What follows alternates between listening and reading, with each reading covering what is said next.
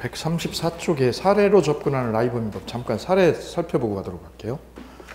사례로 접근하는 라이브민법하고 사례 1, 사례 2 두 개 소개되어 있어요.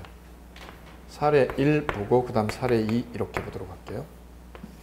먼저 사례 1. 법률 행위에 의한 권리 발생. 임대인과 임차인이 상가 건물을 학원 영업을 위해서 노량진 소재 건물에 보증금 1억에 월세 250만 원, 계약기간 4년 임대 계약을 했어요. 계약기간 얼마요? 4년. 제 실제 아는 원장님 사안인데 월세를 제 250으로 줄였죠. 실제는요 2,500이에요. 월세 2,500에 4년 계약을 했어요. 용감하죠. 근데 운영을 해보니 바로 6개월 만에 적자예요. 도저히 손익분기점 근처를 갈 수 없었어요. 그럼 임차인 입장에서는 학원을 접어야죠. 접어야죠. 왜? 영업을 해봤자 적자, 계속 적자 수준이니까. 그럼 보증금 걸은 거 있잖아요. 돌려받나요? 못 받나요? 자, 그 문제입니다. 1. 계약 기간은 몇 년인가요?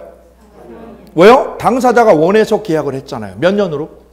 그게 법률 행위를 한 거예요. 내 의사에 의해서 4년 계약을 체결한 거니까 계약 기간은 몇 년으로?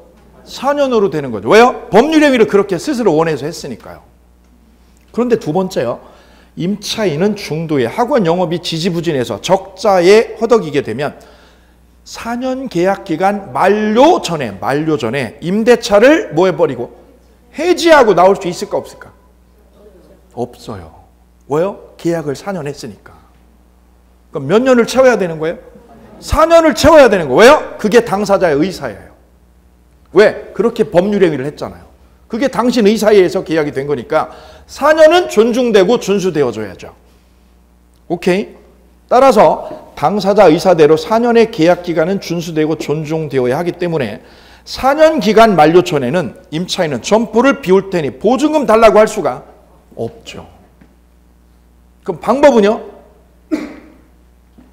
쌍괄호 3번이에요. 임차인이 계약 기간 만료 전에 만료됐어요? 만료 전에? 중간에 나오려면 방법이 두 가지예요. 첫째, 남은 계약 기간만큼 매달 월세를 어떻게 하고? 보증금에서 다 까고 나와야 되는 거죠. 그러면 뭐를 잠식? 보증금이 다 날아가는 거지. 보증금 다 날리는 거예요. 첫째. 두 번째는 주인 동의하에 누굴 구해놓는 거예요? 신규 임차인을 거기다 구해놓고 나오는 거지. 그죠? 그럼 신규 임차인이 안 들어오면 보증금에서 남은 월세를 다 까게 된다. 그래서 보증금을 다 날리고 나오는 거예요. 이유가. 누가 안 들어오면? 그럼 신규 임차인은 들어올까 안 들어올까요? 죽은 가게인데를 누가 들어와? 죽은 가게를 누가 들어오겠어요? 그냥 확률적으로 거의 없는 거예요. 오케이? 그럼 이분이 잘못한 건 뭘까요? 법적으로 이분이 우리 계약서상으로 잘못한 거는? 계약 기간을 4년을 길게 잡았다는 거지. 그럼 1년 잡았으면 어떡할까요? 1년만 까지고 나올 수 있었잖아요. 그죠? 예. 그래서 계약할 때는 이걸 신중하게 고려를 해야 된다는 거죠. 자, 1번은요. 왜 4년이 된 거죠? 계약자가 원해서 된 거예요. 바로 법률의 위로 4년 계약 권리가 생긴 거예요. 그럼 두 번째 볼까요? 법률 규정에 의해서 권리가 생기는 경우가 있어요. 우리가 권리가 생기는 거는요. 권리가 생기는 거는 법률 행위로도 생기고 또는 뭐로도 생기고 법률의 규정으로도 생기죠. 이 두 개를 우리는 묶어가지고요. 이 두 개를 묶어서 상위 개념으로 뭐라고 불렀죠? 법률 요건이라고 불렀다. 법률 요건. 이 요건이 갖춰져야 법률 효과로 뭐가 생기더라? 권리와 의무가 여기에 생기더라. 이렇게. 너 어떻게 생기냐? 이게 있어야 생겨. 권리가. 계약을 하든가 법률의 규정이 있을 때 권리가 생겨. 이렇게. 이 두 개를 묶어서 뭐라고 불러드렸어요? 아, 오늘 이거 씹어먹으면 돼. 이거 씹어먹으면 돼. 확실하게. 이거 모르면 이거라도. 법률행위라도. 내가 4년 계약했어. 그럼 몇 년 동안 영업을 해야 돼요? 4년. 왜? 내가 계약했으니까. 근데 밑에는요? 잘 보십시오. 박모 법무부 장관 후보자의 부인. 이게 실제 사건이에요. 실제 사건을 제가 넣었어요. 올해 법무부 장관 후보자가 박 누구예요? 박 누구. 부인은, 그분의 부인은 샌드위치 패널 구조의 무허가 건물 서울 응암동 소재 불법 건축물이에요. 임차인에게 임대 계약을 했어요. 임대를 놓으면서 계약 기간은 몇 년? 2년. 보증금은 월세 520으로 계약을 했어요. 실제예요, 실제. 근데 거기에 특약을 넣습니다. 첫째 특약은요. 화재나 사고가 나면 모든 책임은 누가 지기로? 임차인이 지기로 특약을 했고, 두 번째 특약은요. 임대인이 건물을 신축할 때는 임차인이 뭐하고? 책임지고 사전에 비운다라고 특약을 했어요. 오케이? 그러면 특약 때리면 만약 임대인이 나 건물 새로 지을 테니까 나가라. 특약 때리면 어떻게 해야죠?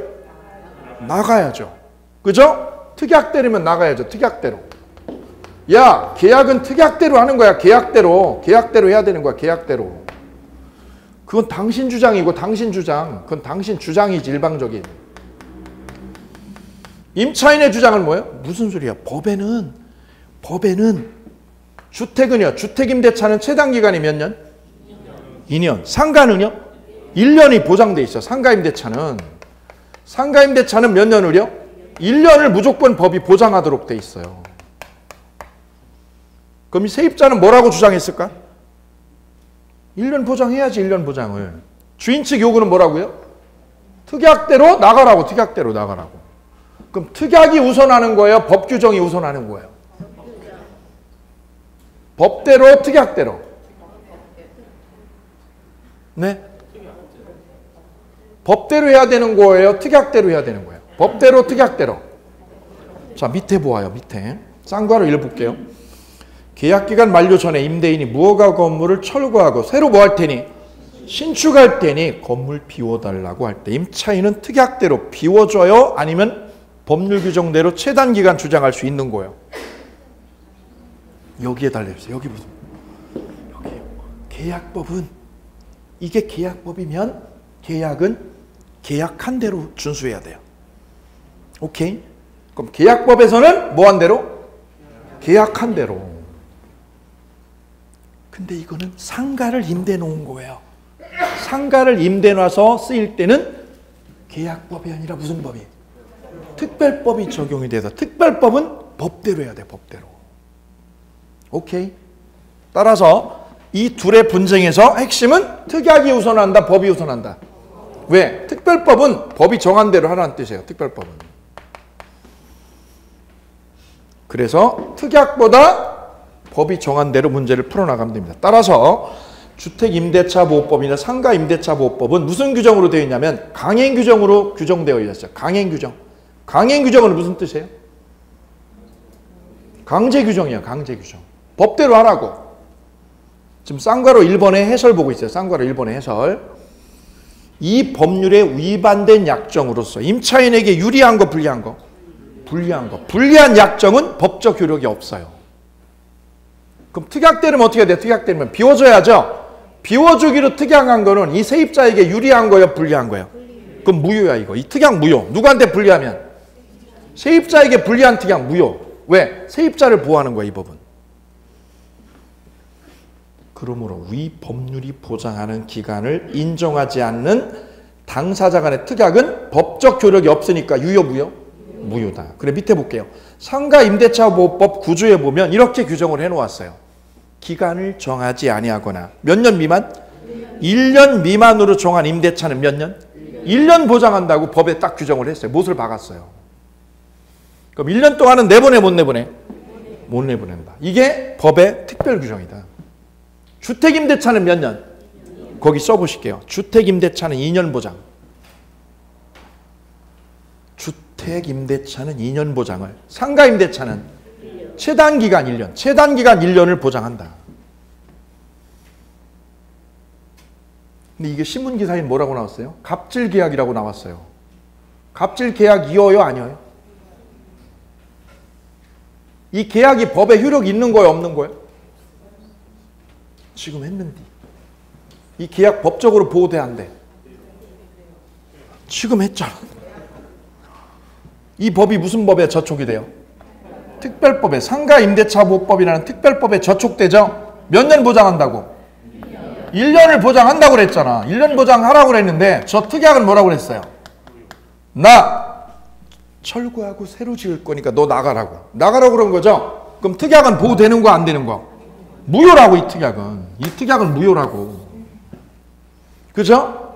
뭐에 저촉되기 때문에? 특별법에 저촉되니까 무효라고. 그거는 갑질 계약이 아니라고. 그죠? 신문 기자가 모르는 거라고, 민법을. 민법을 모르니까 이렇게 이상한 글을 막 날리는 거라고. 오케이. 그래서 민법에, 그리고 특히나 더더군다나 이 주택임대차나 상가임대차의 최고 전문가는 중개업자예요. 주택임대차나 상가임대차는 중개업자가 제일 많이 디테일하게 공부를 해요. 변호사 사법시험도 이 주택임대차는 깊이 안 나와요. 여러분이 제일 깊이 나와. 아주 깊게 들어가서 문제를 해요. 왜냐하면 중개 대상물이 대부분 주택이나 상가, 임대차하고 관련이 있기 때문에 깊이 나와요, 문제가. 변호사 시험 깊이 전혀 나오지 않아요. 여러분이 최고 전문가예요. 자부심을 가지고 공부하셔도 좋습니다.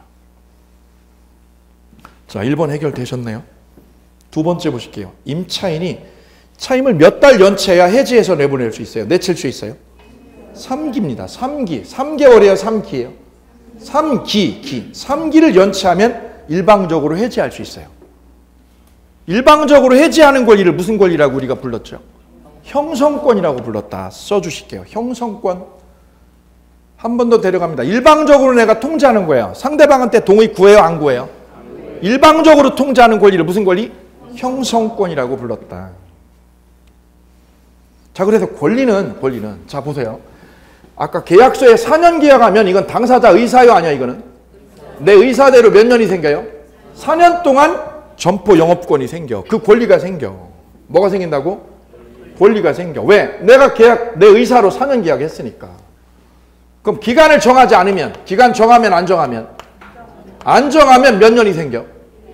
1년짜리 권리가 생겨. 왜 생겨요? 뭐에 의해서? 법률의 규정에 의해서. 그리고 민법의 모든 권리는 뭐 아니면 뭐로 생겨요? 어려워요? 어렵다고 생각하면 계속 어려워. 거기서 빨리 벗어나세요. 우리가 다 쓰는 거라니까. 너 왜 4년이었어? 왜 4년 계약이었어? 내 의사였어. 그걸 뭐라고 불러요? 내가 법률에 의해 그렇게 해서 4년 계약이 된 거야. 그래, 나 까먹었어. 다 까먹었어. 그래, 5억 까먹었어요. 그 아는 원장님이. 왜? 4년 계약해가지고. 한 달에 얼마? 2,500씩. 한 달에 2,500씩 까먹었어요. 오케이? 왜요? 그게 자기 의사였거든. 그럼 계약 기간을 안 넣으면 법률에 얼마로 되어 있다고요? 주택은 몇 년? 그래도 우리 권리는 내 의사대로 생기든가 법이 정한 대로 생기든가. 오케이? 오케이. 자, 그래서 이렇게 정리를 했습니다. 권리의 종류에는 네 개의 권리가 있었다. 네 개의 권리. 첫 번째는 채권이, 두 번째는 물권이, 세 번째는 형성권이라는 게 있었다. 형성권이라는 거. 네 번째는 항변권. 네 개의 권리가 수시로 나온다. 오케이. 두 번째. 권리 변동의 모습이요. 권리 변동의 모습. 권리는 원시 취득 아니면 뭐에 해당된다? 승계 취득에 의해서 권리가 태어난다. 최초 취득이냐? 승계받았냐? 오케이. 세 번째요. 권리 변동의 원인. 권리는 저절로 생겨요? 원인이 있어요? 뭐 아니면 뭐?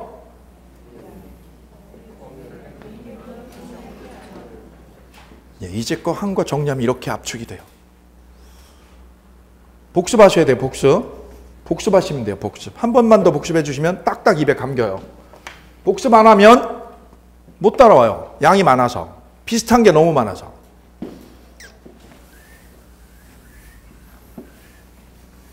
그 암기하려고 하지 마세요. 암기 아니야, 민법은. 이해하셔야 돼요. 암기하면 양이 너무 볼륨이 많아져요. 이해하고 나서 그 다음에 암기를 하든가 하셔야지. 처음부터 암기하는 거는 망하는 지름길이에요. 자, 챕터 3 법률의 의미 보시겠습니다. 자, 우리가 법률의 의미를 줄여서 뭐라고 불렀어요? 계약. 계약을 법률의 의미라고 이해해도 좋다. 옆에 조그맣게 적어줍니다. 법률의 의미라고 쓰고 우리는 뭐라고요? 계약이라고 읽는다. one more time. 법률의 의미라고 쓰고 뭐라고 읽는다? 계약. 그렇게 되면 끝.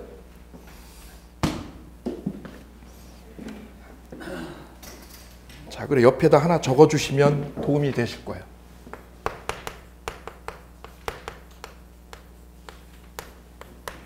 이렇게 옮겨 적습니다.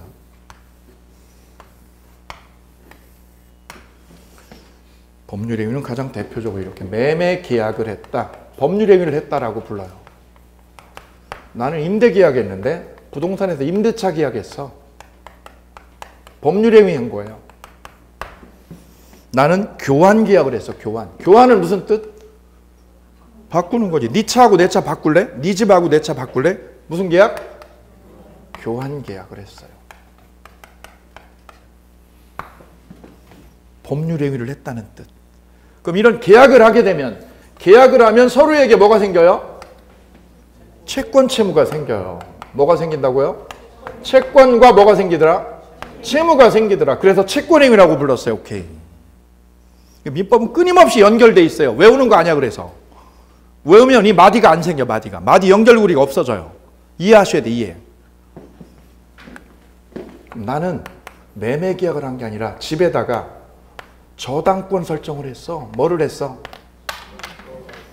나는 전세 설정했는데, 뭐 설정했다고? 전세 설정했는데. 그럼 이건 다 등기를 해야 돼, 안 해야 돼?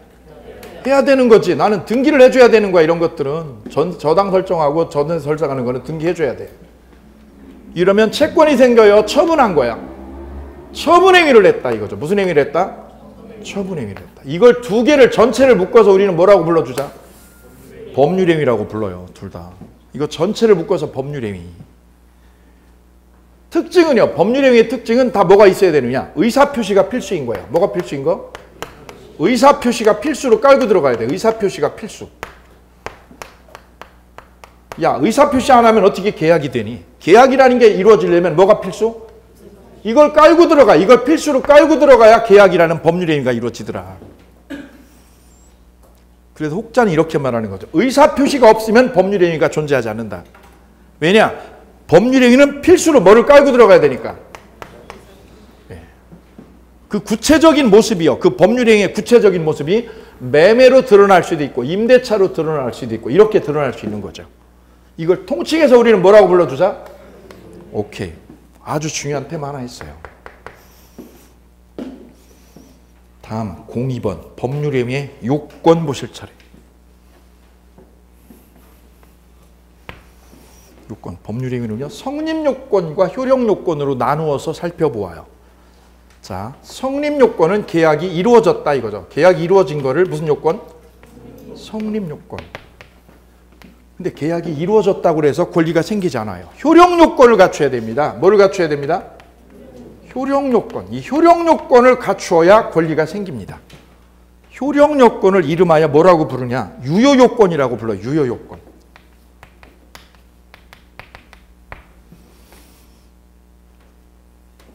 그래서 법률행위의 요건은 크게 두 개로 나누어지더라. 성립요건과 무슨 문제로? 효력요건의 문제로 나눠지더라. 자, 이거 구별은 간단해요. 그럼 계약이라는 게 법률행위라고 불렀잖아요. 계약이 성립했다라는 말은 계약이 된 거예요, 안 된 거예요? 됐다는 거지. 계약이 체결했다. 오늘 임대 계약했다, 매매 계약했다, 부동산에서. 그럼 누가 있어야 되느냐? 세 가지 요건을 갖춰야 돼요. 당사자가 있고, 그 다음에 누가 있고요? 목적이 있어야 돼요. 목적. 그 다음 의사표시를 각자 해야 돼요. 의사표시를. 이 세 가지를 갖추면 계약이 성립했다라고 그래요. 계약이 성립했다.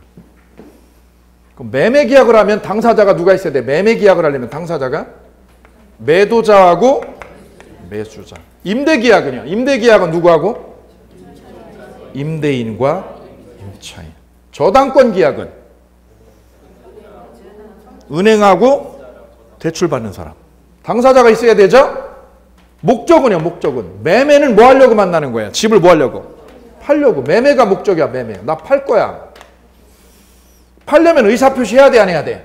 얼마에 팔 건데? 나 5억 이상. 5억 밑에 절대 안 돼. 따라서 계약이 이루어지려면 몇 가지가 있어야 된다고? 세 가지가. 이 세 가지를 법률행위의 성립요소라고 그래요. 성립요소. 세 가지를 불러볼게요. 뭐라고 불러요? 당사자, 목적, 의사표시. 패스. 이 정도 하고 가시면 돼요. 안 해오셔도 돼요. 그럼 이 법률행위가 유효가 되려면, 뭐가 되려면? 유효가 되려면 효력요건을 여기다 또 갖춰야 돼요. 이 당사자가 계약했어? 했어. 근데 능력이 있어? 계약한 사람이 능력이 있냐고, 능력이. 계약을 했는데 이분이 치매 걸리셨어. 치매 걸리셔가지고 의사 분별력이 없어. 그럼 능력이 있는 거예요? 능력이 없는 거예요? 능력이 없으면 이 계약은 체결을 했어도, 계약서를 썼어도 유효, 무효? 무효. 따라서 뭐를 따져준다고요? 능력이 있냐 없냐를 따져줘요. 능력이 있으면 유효, 무효? 유효. 계약자가 능력이 없으면, 의사 능력이 없으면 유효, 무효? 무효라고 불러준다. 그래서 유효, 무효는 이걸 따져준다. 능력이 있냐 없냐를 따져주셔요. 두 번째는요, 목적이 매매죠, 매매. 이때 이 매매 목적이 적법하냐고, 적법하냐, 불법하냐. 적법하냐고. 적법하면 유효, 무효. 적법하지 않으면 무효로 되는 거죠. 그래서 그 목적이 법규를 지켰냐, 어겼냐를 따져준다고. 적법성 여부를 따져줘요. 그럼 임대차를 한번 따져볼까요? 매매가 아니라 임대차를요. 방금 전에 봤던 걸 끌어드릴게요. 상가 임대차는 상가를 임대주면 최소한 몇 년을 보장한다고? 1년. 그런데 주인이 갑질하는 임대인 어떻게 해요? 6개월 만에 내보낸다고 계약서 쓴다고. 6개월 뒤에 뭐 하기로? 나가기로 특약을 하면 그 특약은 유효, 무효? 무효지, 무효. 왜요? 법을 어겨서. 뭐를 어겨서? 법을 지켜야 되는데 법을 어기니까 유효, 무효? 무효. 그 다음 의사표시에 하자가 없을 것. 의사표시에 하자가 있을 것, 없을 것? 없을 것. 그러면 법률의 의의는 유효가 됩니다. 유효가. 간단히 말하면 이렇게 되는 거야. 나 이렇게 했어. 임대 계약했어. 뭐 했어? 임대차 계약 오늘 했어. 임대차 계약 체결했어. 오늘 무슨 계약을 체결했어? 임대차 계약을 체결을 했어. 오늘. 보증금 얼마에? 1억에. 보증금 얼마에? 1억에. 누구랑? 신혼부부랑. 누구랑? 신혼부부랑. 여기 주인하고. 당사자 있음 없음? 당사자가 누구? 주인하고 누구하고? 당사자 있네. 목적은요? 목적은 부동산에 왜 가는데? 뭐 하려고 갔는데? 매매하려고, 임대하려고? 임대하려고 갔네. 임대하려고. 의사표시하고 안 하고? 하고. 그래서 임대계약을 했어. 그러면 뭐가 이루어진 거예요? 법률의 의의가 성립했다. 이렇게 얘기하는 거예요. 법률의 의의가 성립했다. 그럼 성립하면 바로 유효가 되는 거예요? 아니라고. 뭐를 갖춰야 된다고? 효력요건. 이 효력요건을 갖춰야 뭐가 됨? 유효가 되는 거예요. 유효가 되려면 효력요건을 갖춰야 유효가 되는 거예요. 자, 그 계약을 보니까 그 계약에 이런 계약이 있었다고. 그죠? 주인이 아무 때나 뭐 할 수 있도록 해지해서 내보낼 수 있다고. 뭐해서? 해지해서 뭐 할 수 있다고? 내보낼 수 있다. 나가라고요. 나가라고 할 수 있다고. 이렇게 계약서에 넣었다고. 적법한 거예요? 법을 어긴 거예요? 법을 어긴 거죠. 그럼 이 계약은 체결이 된 거야, 안 된 거야? 예. 체결은 했어. 그럼 계약이 체결됐다는 말은 무슨 뜻? 법률의 의의가 성립은 한 거지, 성립은. 계약서 썼죠? 썼지만 뭐를 못 갖췄어요? 무슨 요건을? 효력 요건을 갖췄다, 못 갖췄다? 못 갖춰서 유효, 무효? 무효라고. 효력 요건을 갖추면 유효. 못 갖추면? 갖추면 유효. 효력 요건을 못 갖추면 유효, 무효? 무효. 그래서 우리가 구별할 개념이 하나 나왔어요. 계약이 체결했다. 계약이 체결했다는 것을 우리 민법학에서 뭐라고 불러준다? 법률의 의의가 뭐 했다고요? 성립했다라고 그래. 성립했다. 체결했다. 성립했다. 그럼 계약이 안 되면 조건이 달라가지고 계약을 못하고 그냥 갔네. 30분 동안 커피만 마시고 얘기하다가 그냥 갔네. 그럼 계약이 된 거예요? 불성립한 거예요? 불성립한 거지. 불성립. 계약이 된 거예요? 안 된 거예요? 못 두고 못 쓰고 계약서 못 쓰고 그냥 가죠. 그러면 계약이 안 됐다. 결렬됐다 이거죠. 계약 결렬됐다. 우리 이걸 뭐라고 그래요? 계약이 뭐 했다고 그래요? 결렬되었다라고 하는데 시험에는 이렇게 나와. 불성립이라고 나와. 결렬이라는 말이 안 나와요. 계약 성립했다는 뭐라고 그래요? 체결했다, 성립했다. 계약이 무효라는 말은 계약이 된 거예요, 안 된 거예요? 예, 그러면 틀린다고. 계약 됐다고. 됐는데 뭐를 못 갖췄다고? 효력 요건을 갖추면 못 갖추면 그게 무효라고. 오케이. 굉장히 민법학은 체계적이에요. 암기하는 거 아니라니까.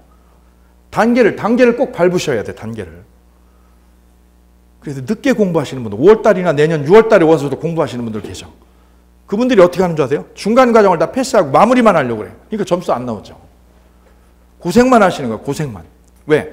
인문이나 기본과정 이걸 밟아주셔야 단계별로 이렇게 올라가는, 이걸 생략하려니까. 계약을 했어. 체결했어. 뭐가 이루어졌다?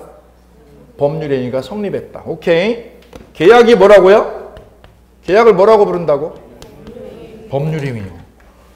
법률행위가 불성립했다, 성립했다? 성립했다. 그것이 뭐가 되려면? 유효가 되려면, 유효나 무효는 뭐를 따져준다?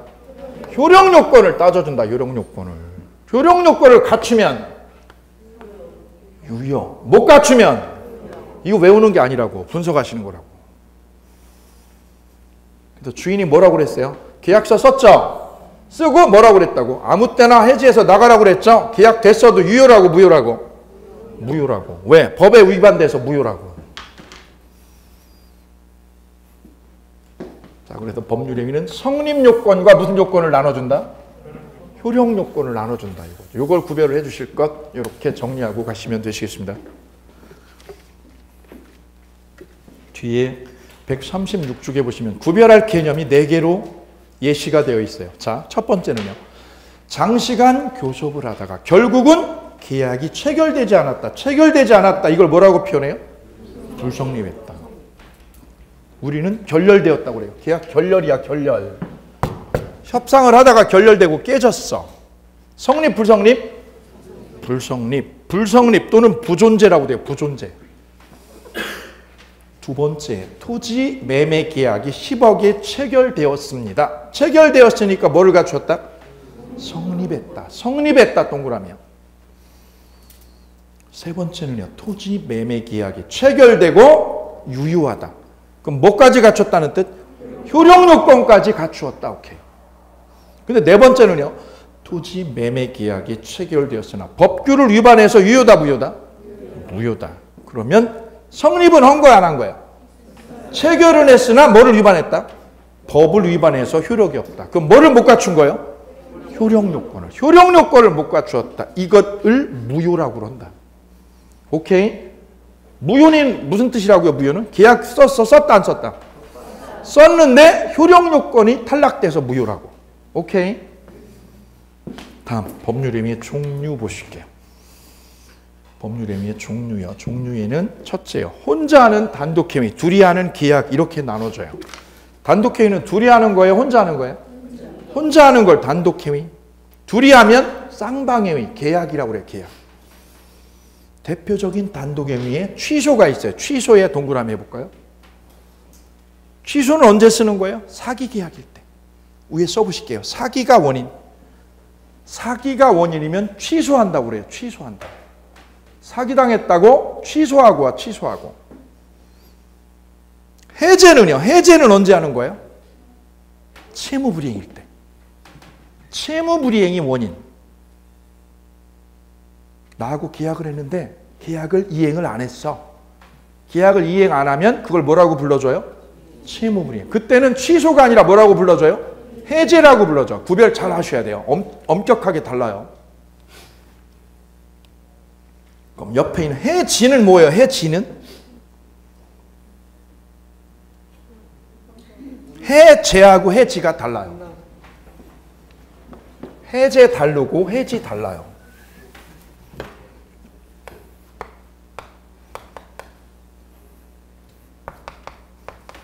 A하고 B하고 집 매매 계약을 했어요. 매매 계약. 임대차 계약이요, 매매 계약? 매매 계약. 매매 계약이 1월 1일 날. 1월 1일 날 부동산에서 이루어졌습니다. 잔금은 5월 1일 날 치르기로. 근데 잔금을 매수인이 안 줬어. 잔금 안 줬어. 계약 위반 맞나요? 매수인이 계약 위반이죠? 그럼 A는 계약을 해지를 해요, 해제를 해요? 이 매수자가 잔금을 안 내면 매도인은 계약을 해제를 해버려. 잔금 왜 안 주냐고. 줘야지. 그래서 계약을 해제를 해버린다. 해제를. 언제 해제했냐면 5월 10일 날. 5월 10일은 계약을 해제한 날. 얘가 계약을 파기한 날. 파기할 때는 얘 동의받고 해요, 일방적으로 해요? 일방적으로 하니까 형성권이라고 그랬어요. 왜? 네가 계약 위반하니까 내가 계약을 파기하는 거지. 5월 1일 날 계약이 해제가 되면, 해제가 됐죠? 그럼 계약은 이때부터가 아니라 처음부터 꽝이 되는 거야. 언제부터 꽝? 계약일로 소급해서 꽝이 된다고. 이걸 소급표라고 불러드려요. 뭐라고 불러드려요? 소급표, 소급해요. 언제로 소급해요? 계약일로. 계약일로 과거로 가는 거예요. 시계바늘이 과거로 돌아가면 뭐라고 부르고요? 소급표. 소급해서 계약이 꽝이 된다. 꽝. 계약이 파기돼서 없어지는 거예요. 해제 내용 증명을 언제 보낸 거고? 5월 10일 날 보낸 거예요. 5월 10일 날 내용 증명 갔죠? 가면 그게 그때부터 깨져요. 소급해요. 계약일로 소급해서 계약이 꽝이 돼. 없는 걸로. 이걸 소급표라고 불러요.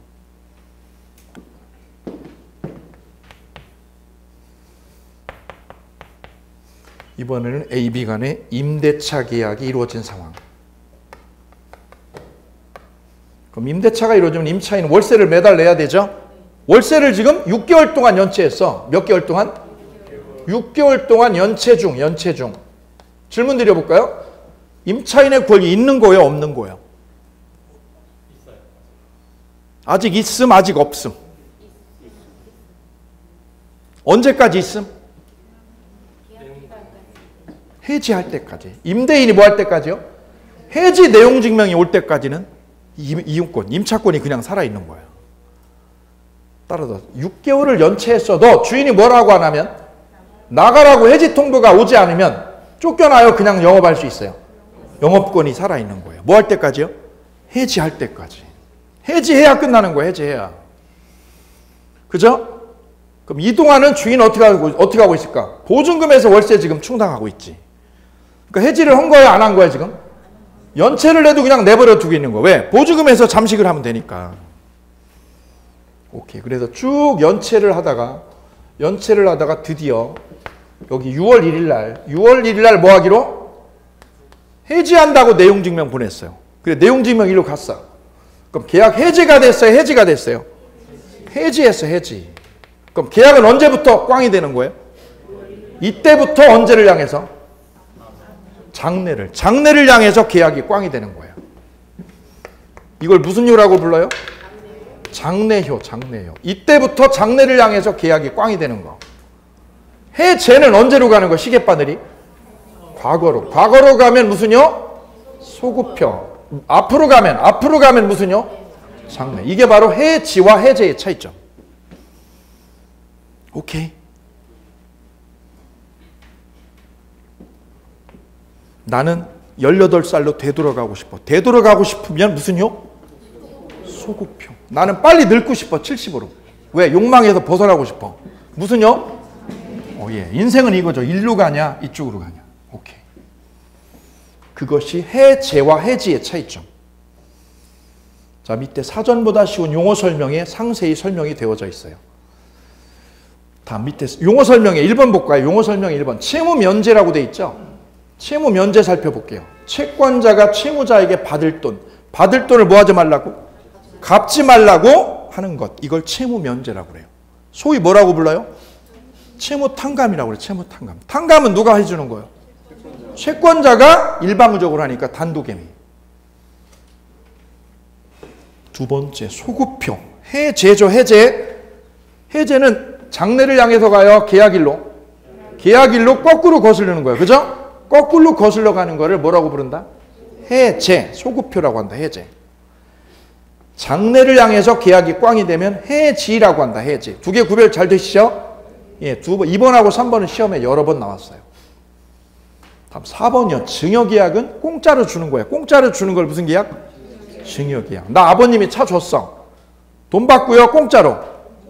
주는 분은 증여자. 받는 분은 수중자. 거기 두 개 동그라미 할게요. 주는 사람은 뭐라고 부르고? 증여자. 받는 분은 수중자. 혼자 하는 거예요? 둘이 하는 거예요? 둘이 하는 거예요. 주는데 거절하면 계약이 안 돼. 오케이? 증여는 혼자 하는 거예요? 둘이 하는 거예요?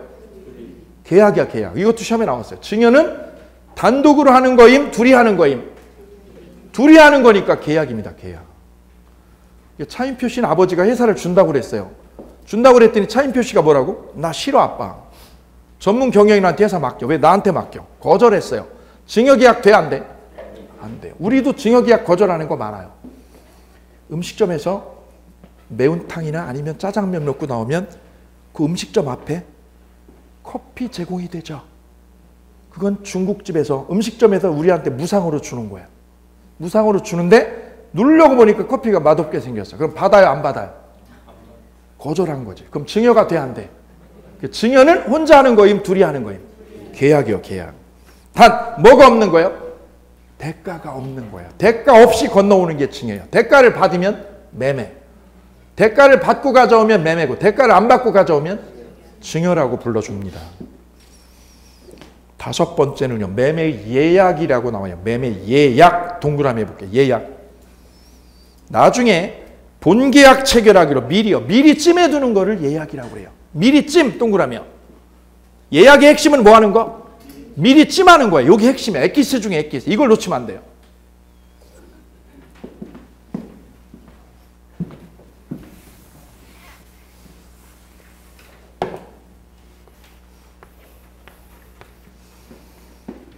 여기서 상권 제일 좋은 데는 어디? 여기 사거리야. 사거리 중에 상권 제일 좋은 데는? 여기 사거리 아니에요. 그죠? 여기가 좋은 데죠. 여기가 좋은 데지. 그죠? 여기 제일 좋은 위치.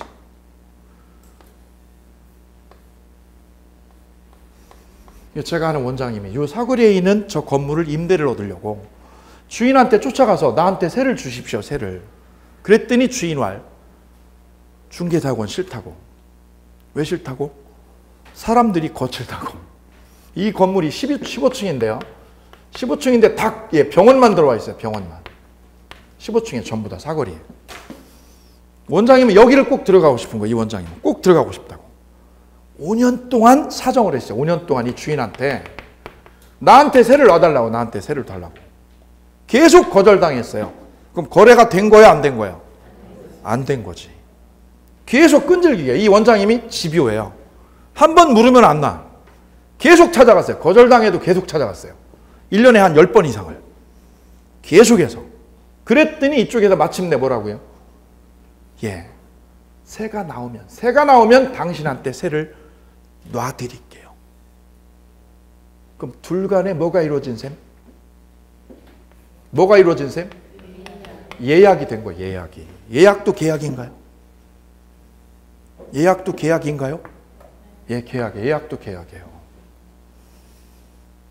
혼자서 둘이서 합의를 본 거예요. 둘이서 합의를 본 거예요. 내가 이 건물을 당신한테 세를 우선 주겠다고. 그래서 이 원장님은 믿고 계신 거죠? 비면 누구한테 나오기로? 나한테 먼저 우선권을 주겠다고 예약을 해놨다고. 그리고 원장님이 마음이 변해서 C한테 다른 분한테 세를 주면 뭐가 되는 거죠? 이분은 계약 위반이야 이게. 왜요? 예약도 계약이거든. 오케이. 그럼 이분은 이중계약을 한 거예요. 이중계약이라고. 지금 졸고 있을 상황이 아니라고. 오늘 졸면 내일 다음 주에도 또 졸아요. 이해되세요? 똑같아요. 왜? 그거 변하잖아요. 지금 중요한 시점이거든요. 오늘 안 졸았다고, 오늘 졸면 다음 주 졸아요. 그 다음 주도 같은 양상이거든요. 그건 중요한 걸 시사하고 있어요. 내 태도가 변하지 않아요. 여러분 태도가. 예약은 뭐라고요? 지금 하는 거예요? 나중에? 나중에 나한테 임대를 주든 매매를 하든 나중에 뭐 하겠다고? 계약하겠다고 미리 한 거야, 미리. 이걸 예약이라고 그런다, 예약. 그럼 이 원장님은 3년 뒤에, 3년 뒤에 이걸 만약에 사고 싶다 그러면 살 수 있는 권리가 생기죠. 임대를 주기로 했다 그러면 임대할 권리가 생기고. 그래서 예약을 했다라는 거는 나중에 계약을 하기로 한 거니까 예약은 지금 하기로 하는 거야, 나중에 하기로 한 거야. 나중에 나한테 임대를 놓든 매매를 하든 하기로 약속을 미리 짱 하고 합의를 해놓은 거죠. 그래서 예약은 무조건 항상 채권 계약이다. 예약은 무슨 계약이다? 채권 계약을 한 거야. 왜? 나중에 해주기로 약속을 미리 한 거라고. 그럼 예약도 어기면 된다, 안 된다고? 계약 위반이 되는 거죠. 예약도 계약 위반이라고. 예약은 무슨 계약임? 채권 계약으로 본다. 채권 계약. 왜? 약속한 거예요. 약속. 해주기로 약속한 거야. 3년 뒤에. 그래, 끈질긴 중개업자는 이래야 성공을 하거든요. 이 건물이 여기 모텔이 딱 가운데 자리 잡고 있어. 모텔이. 근데 모텔이 실적을 보니까 수익이 별로 안 좋아. 중개업자가 이 모텔 주인한테 찾아갔어요. 넘기라고, 나한테 넘기라고. 받을 돈만 제시하라고. 나 30억이면 넘겨. 30억이면 모텔 넘겨. 이 중개업자는 이거를 리모델링해서 다른 걸로 쓰겠다고. 다른 걸로 이걸 전환하겠다고. 그거를 어떻게 해요? 미리 가서 작업을 하는 거지. 미리 사전 작업을. 그걸 뭐라고 부른다? 예약이라고 부른다. 이걸 해야 중개업자는 살아남는다고. 매물 나올 때 기다린다고? 아니라고. 그러면 다 망한다고. 중개업자는 95%는 망해요. 알고 계시죠? 95%는 문 닫아요. 누구만 살아요? 5% 살아, 5%. 근데 이 5%가 변호사보다 수익률이 좋다는 거지. 변호사도 똑같죠. 변호사도. 올해 얼마 전에 나온 통계에 보면 변호사의 890명이죠. 약 890명은 연수익이 2천이 안 돼요.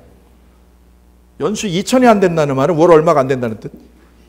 200이 안 돼, 200이. 매출이요, 매출이. 수익이 아니에요. 매출이 200이 안 돼요. 890명이. 약 20%가, 전체 변호사 20%가 월 매출이 200이 안 되셔요. 중개업자는 똑같죠, 이렇게. 상위 그룹만 살아남고 있는 거거든요. 그러려면 움직이셔야죠, 이렇게. 움직이셔야죠. 그래, 부동산은 일을 찾으면 끝없이 많다고 그래요. 먼저 움직이는 거지, 먼저. 이분은 팔 생각 없어요. 없어도 작업할 수 있다니까. 팔라고, 나한테 팔라고. 나가 아니라 나한테 팔자고, 예약을 하자고. 작업을 할 수 있다고, 선작업을. 자, 이 예약이 또 중요한 거 하나 더 설명을 드릴게요.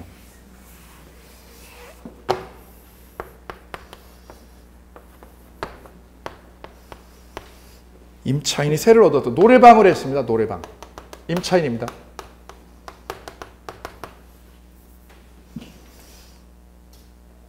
계약기간 3년. 3년이 지금 다 끝나가요. 끝나가는데 3년 계약기간 충족되면 연장할 수 있나요? 없나요? 계약기간. 몇 년까지? 5년까지요. 5년까지. 최장 5년까지 연장할 수 있어요. 그럼 지금 현재 3년 영업했으니까 몇 년 더?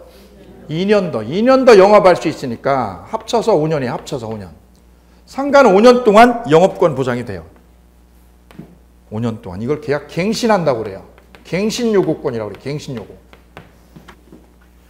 3년 영업이 됐어요. 3년 계약 채워가지고 하기 싫어졌어. 그럼 이분은 그냥 나온다? 권리금 받고 나온다?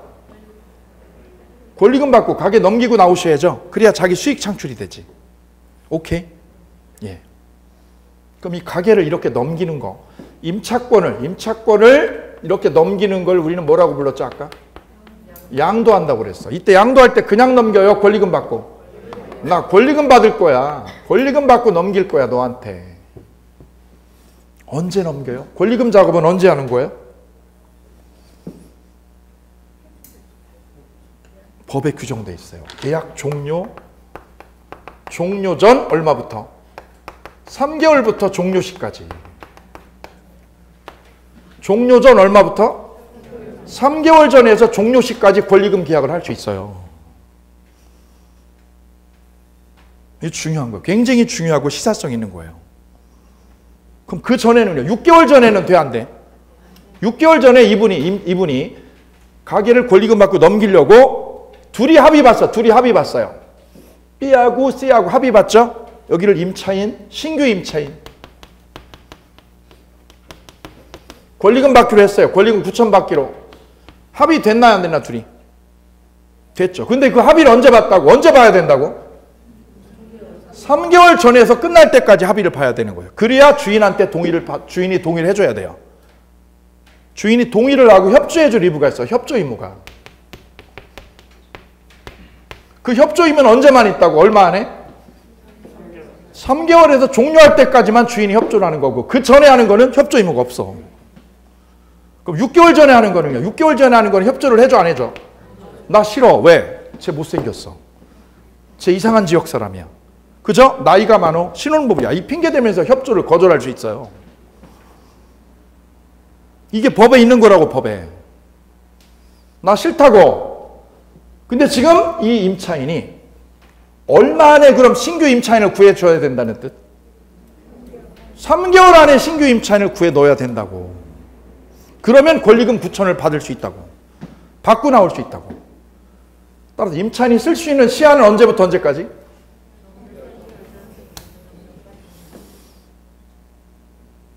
그때는 이 권리금 계약을 하고 이 9천을 받아가지고 나온다. 그걸 주인이 뭐 할 수 없다고? 협조를 해야 되지 거절할 권한이 없다고. 거부권이 없어. 거부권이. 뭐가 없다고? 거부권이 없어요. 너 거절하고 말 권리가 없어. 왜? 법에 규정을 했어. 임차인 보호하려고. 그럼 3개월 안에 못 구하면 어떻게 된다고? 그냥 나간다고. 9천만 원 날린다고. 이해되세요?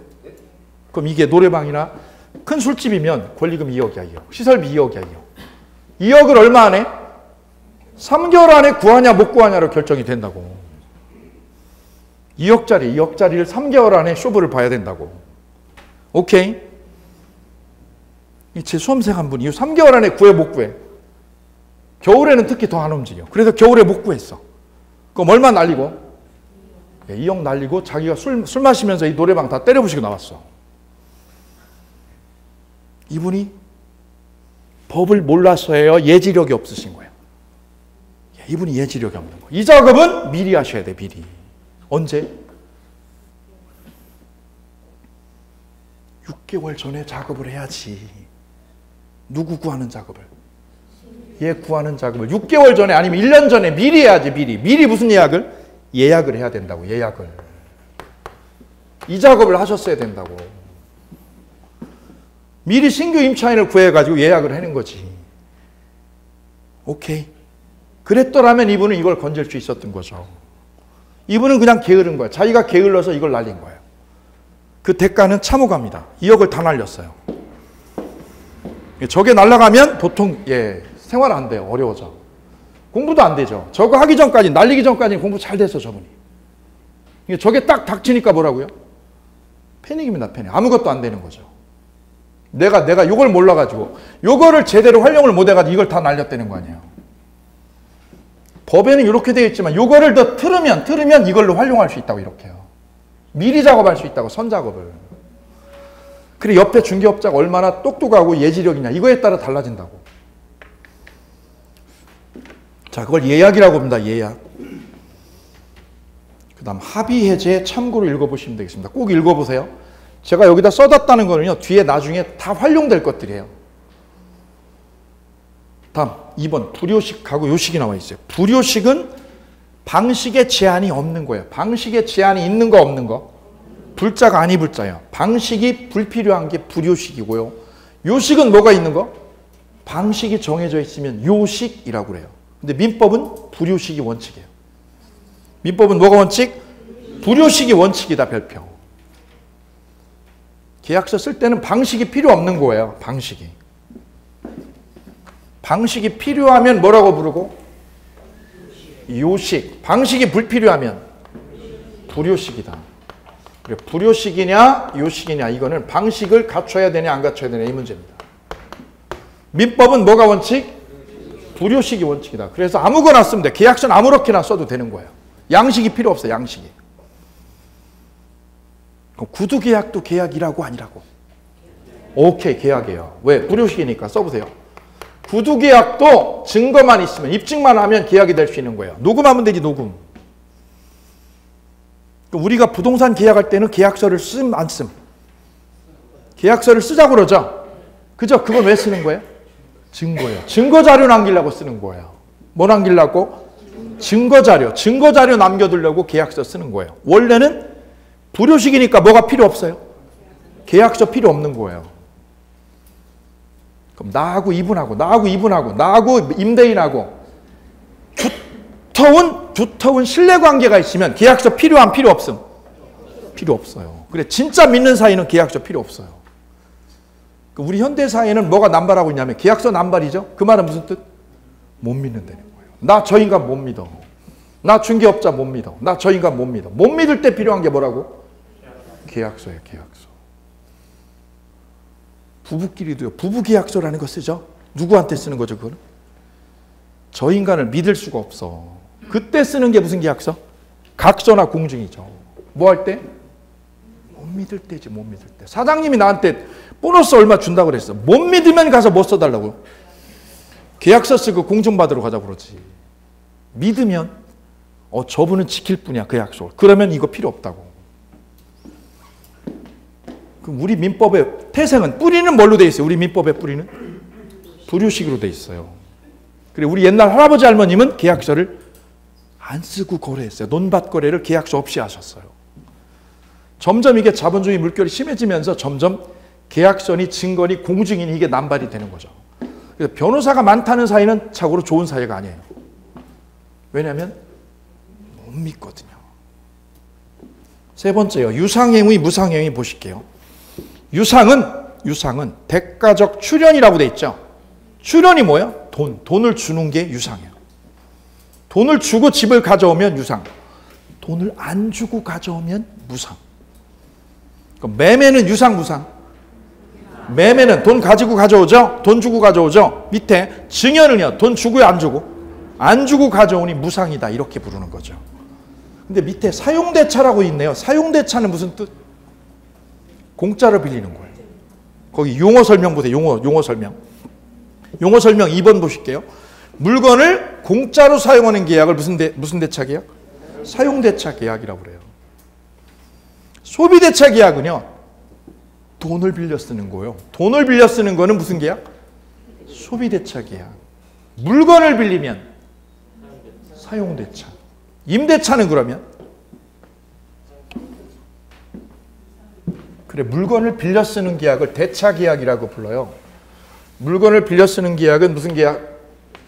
대차 계약이라고. 대차 계약. 대차 계약은 세 가지가 있는 거예요. 임대차, 사용대차, 소비대차.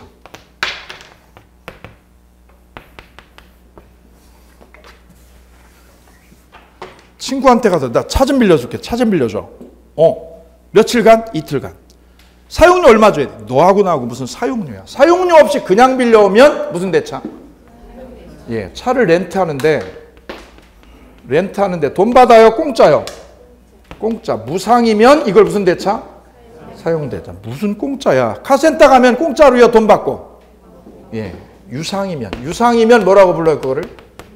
임대차. 돈을 받으면 임대차, 돈을 안 받으면 사용대차로 되는 거예요. 소비대차는 뭐를 빌리는 거? 돈 꿔주는 거. 돈 꿔주는 거.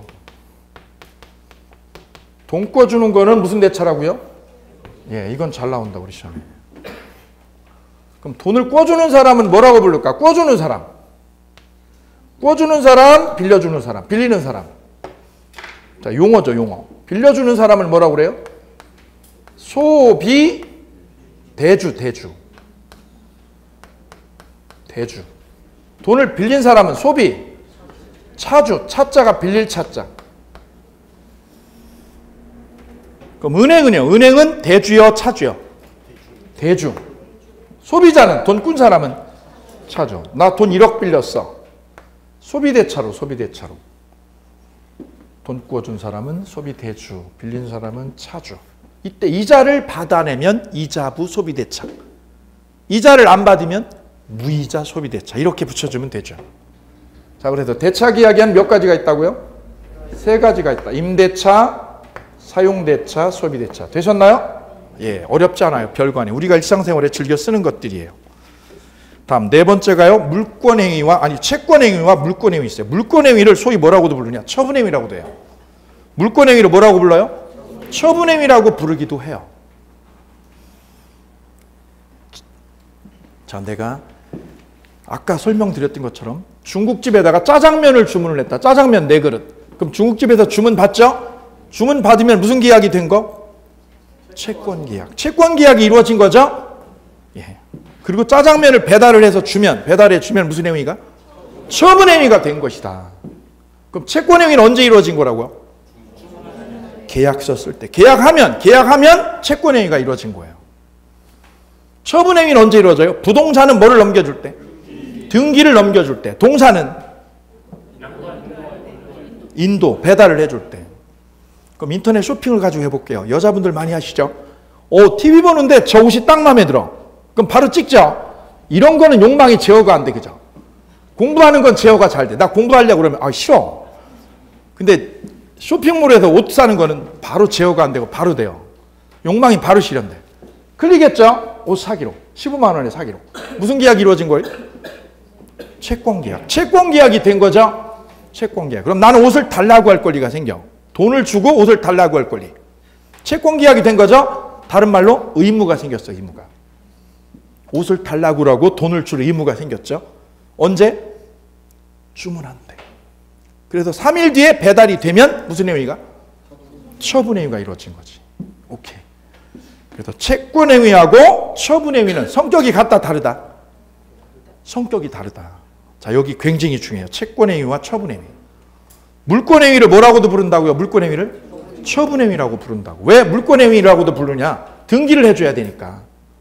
저당권을 설정하든가 전세권 설정하는 건 뭘 꼭 해줘야 돼요? 등기를 해줘야 되니까 무슨 행위라고도 부른다?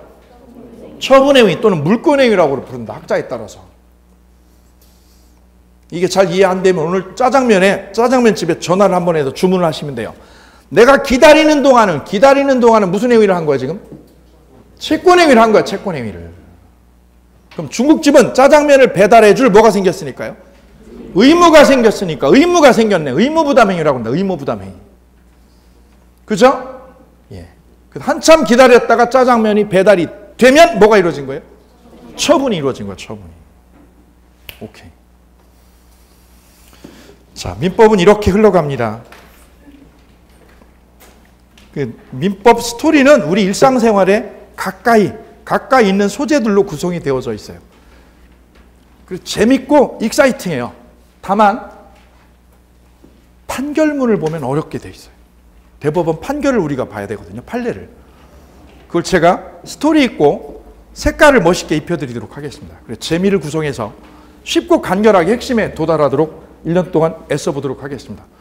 첫 시작이 반이라고 그랬습니다. 그래서 첫 시작하면 끝까지 갈 수 있는 반 정도는 지금 호흡을 하신 거예요. 이 호흡을 그대로 쭉 견제만 해주시면 내년 시험 치를 때 민법에서 고득점 자신 있게 제가 안내해 드린다고 말씀드리겠습니다. 함께해 주셔서 감사합니다. 안녕히 가십시오.